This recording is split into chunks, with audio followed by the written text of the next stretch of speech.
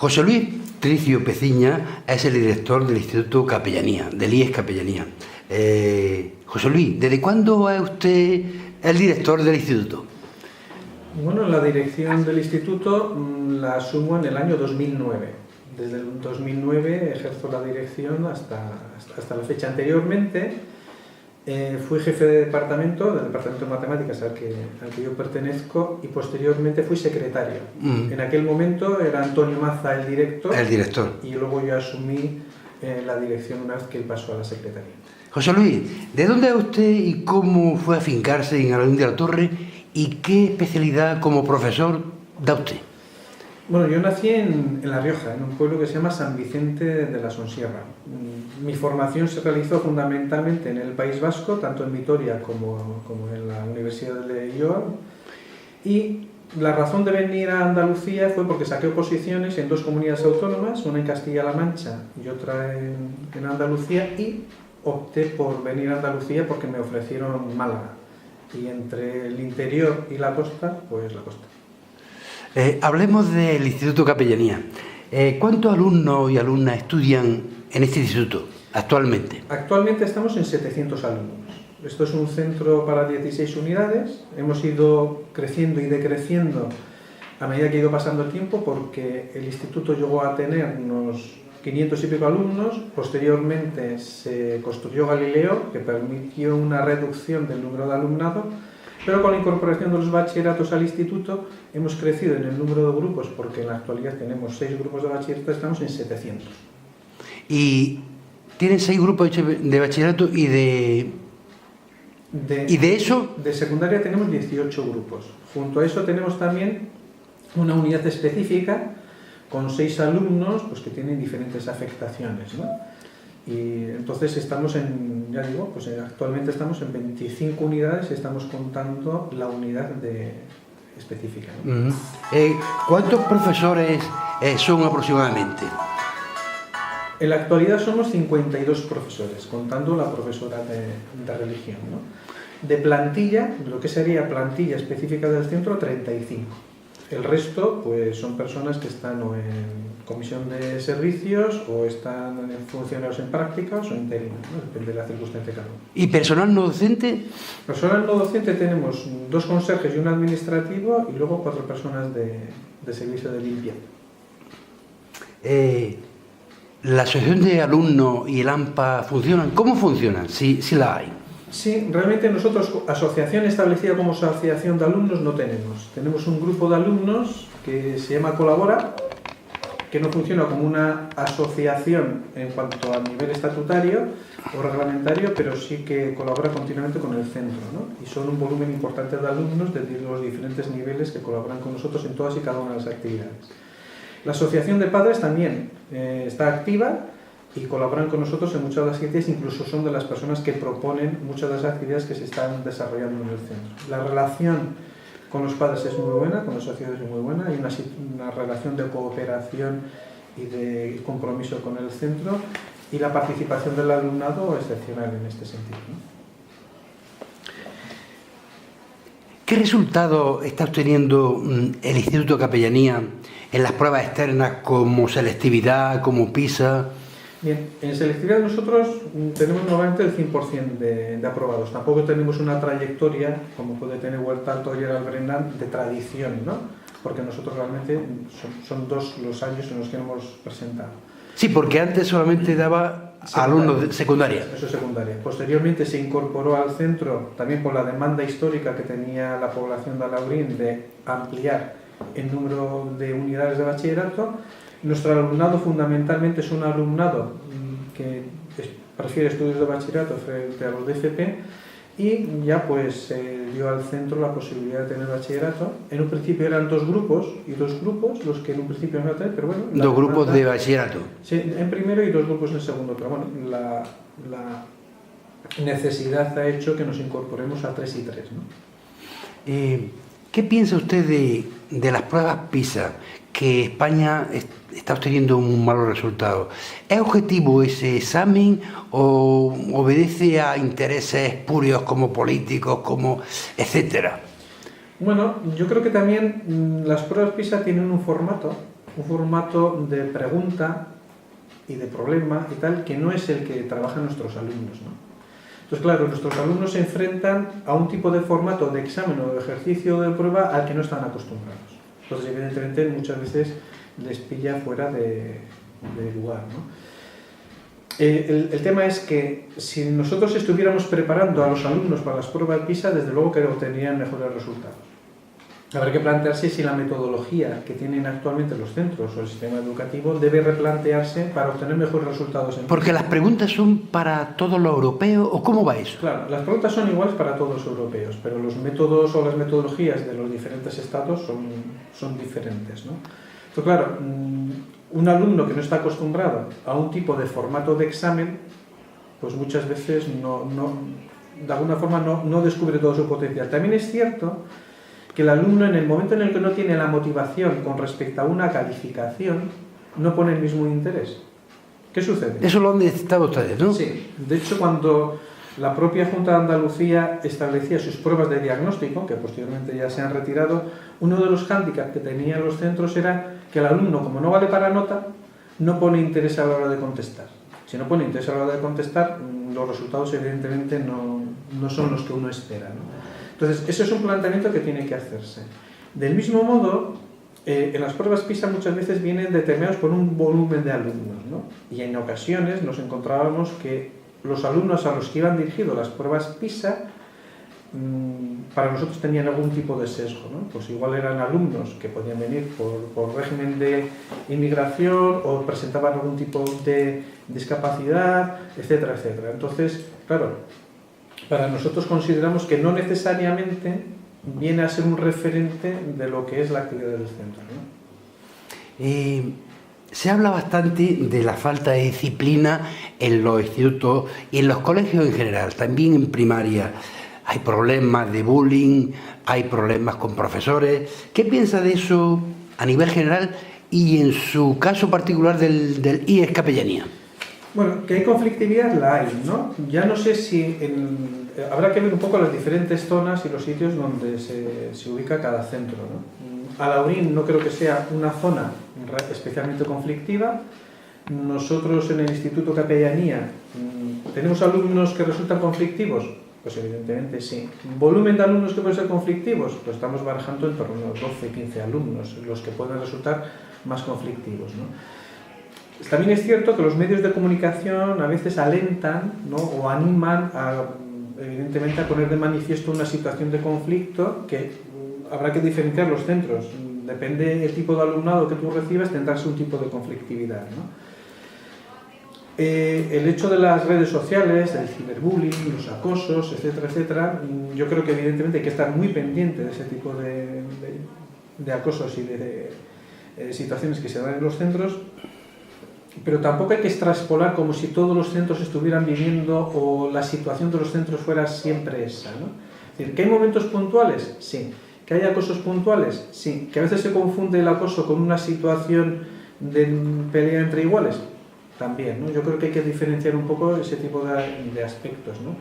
Pero yo no diría que, por lo menos en Alhaurín, ¿no? Que es un poco en Alhaurín de la Torre. En Alhaurín de la Torre, lo que yo más conozco, yo no diría que hay una situación de conflictividad que podríamos llamar extrema. ¿Que hay situaciones puntuales? ¿No? Pues como cualquier comunidad de vecinos, donde a veces los enfrentamientos se pueden dar entre adultos, no necesariamente entre menores, ¿no?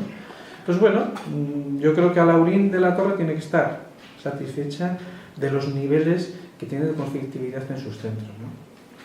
¿Qué piensa de la situación general de la educación en España?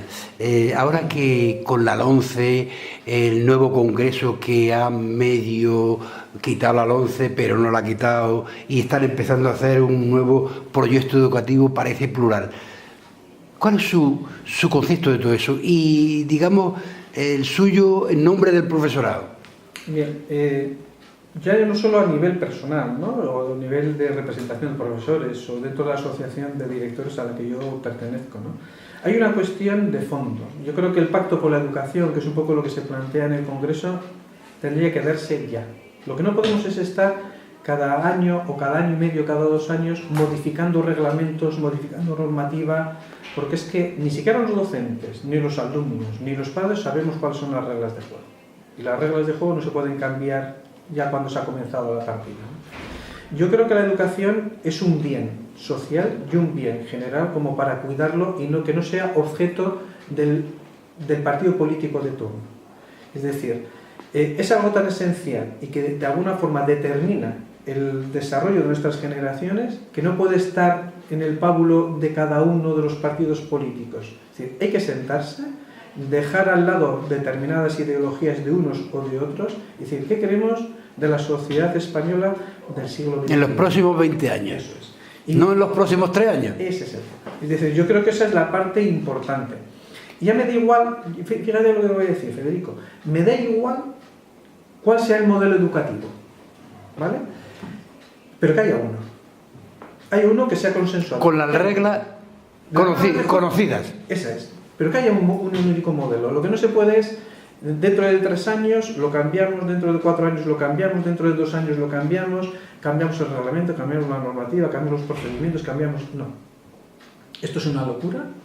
En estos 30 años que llevamos de democracia, o 30 y tantos, a los profesores nos ha pasado, porque también pertenezco al gremio, nos ha pasado eso, que casi siempre íbamos por nuestra cuenta, porque como iban cambiando las cosas, nosotros lo nuestro, la clase y los niños. A veces nosotros tenemos una prioridad, los alumnos, el bien del alumnado. Esa es nuestra prioridad, no hay otra prioridad.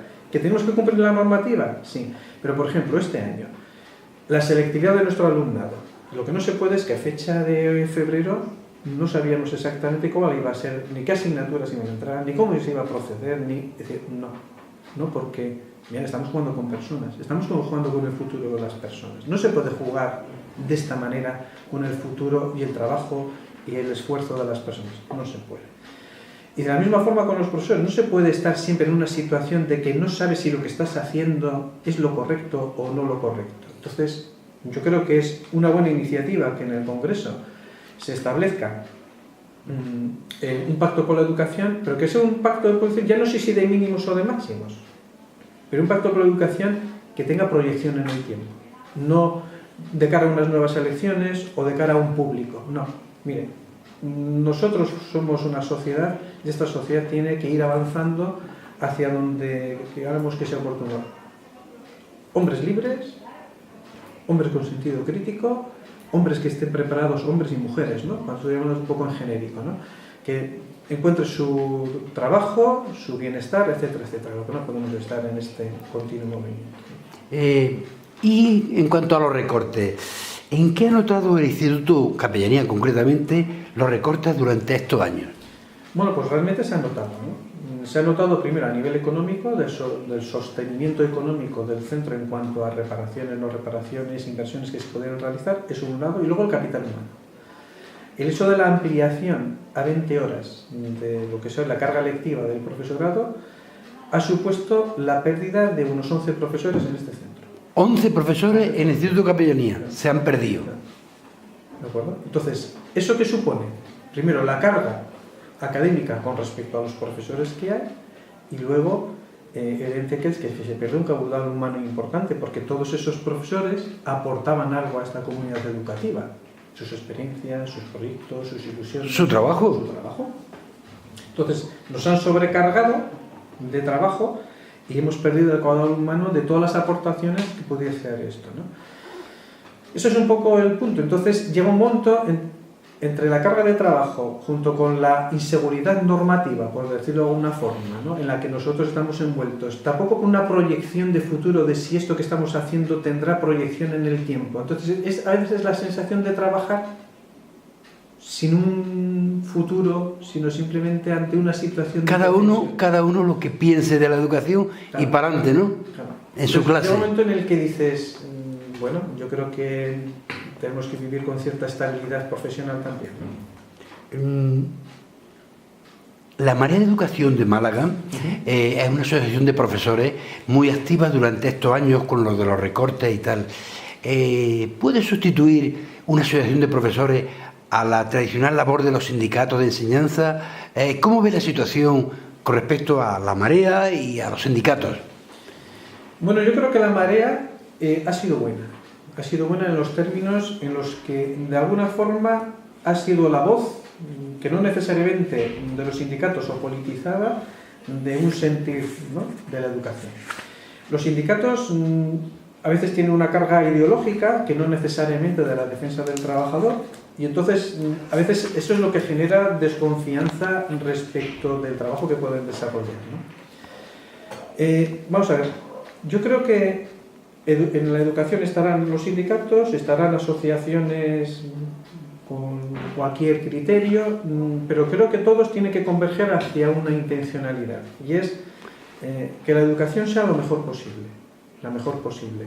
Y no se trata de enfrentarse. Yo creo que si algo tenemos que aprender en el sistema educativo es los acuerdos. Si estamos hablando de que los profesores tienen que trabajar en equipo, los sindicatos, la administración, asociaciones de directores, Marea, etcétera, etcétera, tienen que buscar puntos de acuerdo. No puede estar cada uno tirando según qué intereses. Es decir, habrá que ponerse de acuerdo en los intereses que sean comunes, porque la educación, si algo, es un bien, como he dicho antes, ¿no?, un bien común y un bien social que hay que proteger.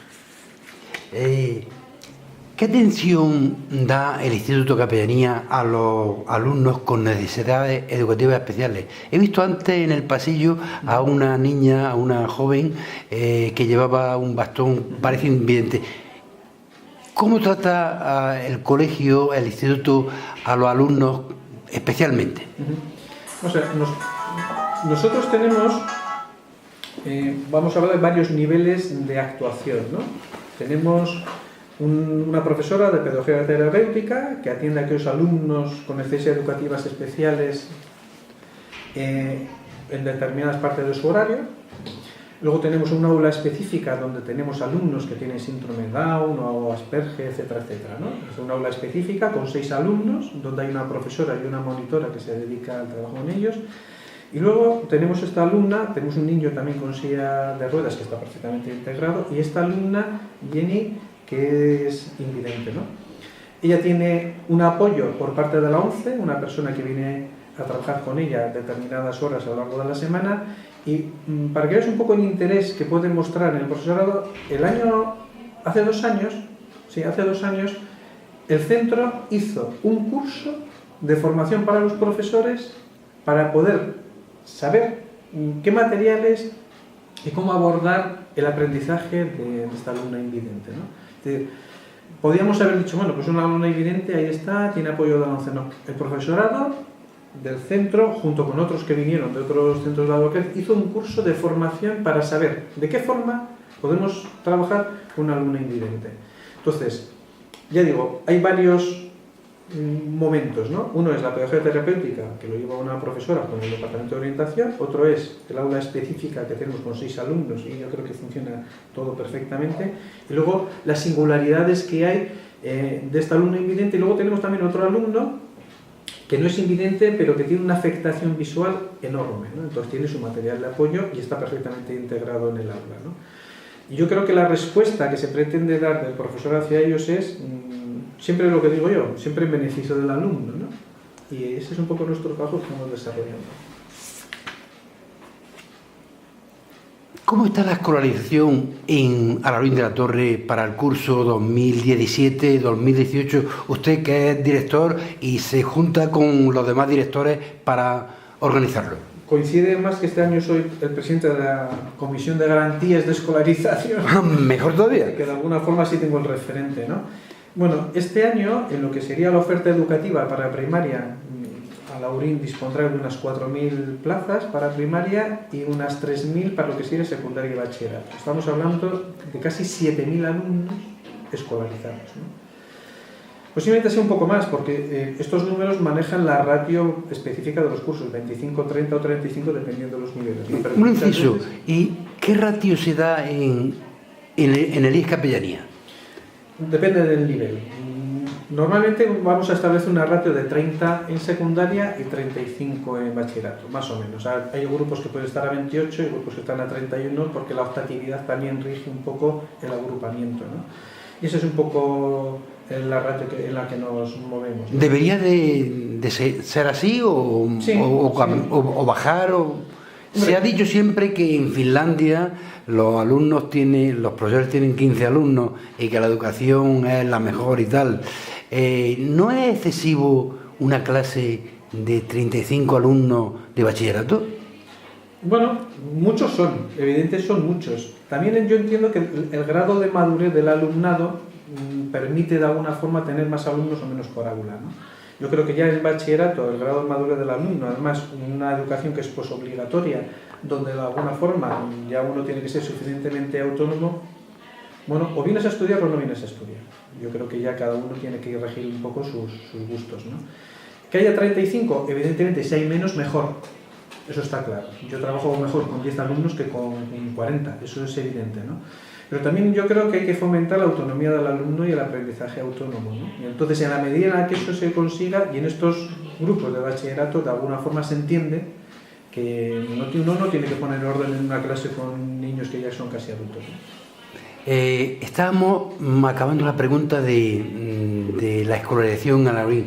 Este es el mes donde es la educación, el mes de marzo. Explíquenos usted un poco la secuencia de la matriculación para que lo entiendan los padres.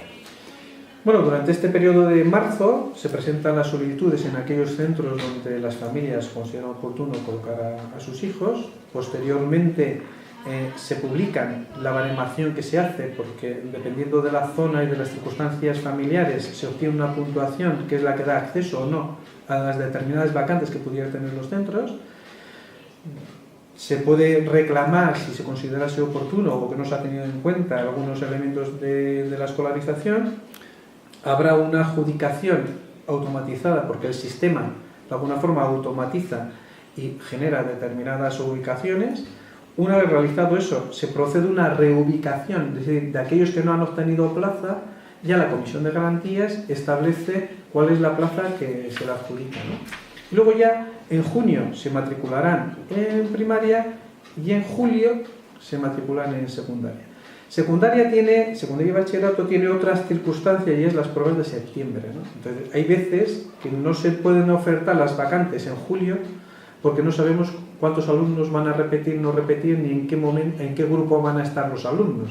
Entonces, septiembre para nosotros es una recolocación importante de aquellas solicitudes que no se pueden atender en el mes de julio, ¿no? Entonces, hay veces, entiendo que las familias tengan la inquietud de dónde va a estar mi hijo, pero muchas veces que nosotros hasta septiembre no sabemos exactamente si voy a tener 5 alumnos repitiendo o voy a tener 15. Eso me genera mi volumen de vacantes y la opción de poder recolocar, ¿no? Entonces, los institutos en septiembre es donde viven toda esa situación de recolocación de alumnos que quedarían pendientes o que incluso habiendo ubicado a un alumno, por ejemplo, por decir algo, en Gerald Brennan, yo puedo rescatarlo en septiembre porque le he ofertado una vacante. Pero lo que sí se garantiza es que todos los alumnos tendrán una plaza escolar. No necesariamente donde uno lo desea, pero que tenga una plaza escolar, sí. En la educación es un tema que podríamos estar hablando horas y horas, pero algunas veces hay que cortar. Muy bien. José Luis Tricio, muchas gracias por esta entrevista para los lectores de laoren.com, y en otra ocasión hablaremos, a lo mejor al principio del curso que viene, sobre cómo ha quedado la matriculación. Estaría interesante que el público laoreno lo supiera. Perfecto. Muchas gracias, José Luis. Mucho gusto. Venga, muy amable.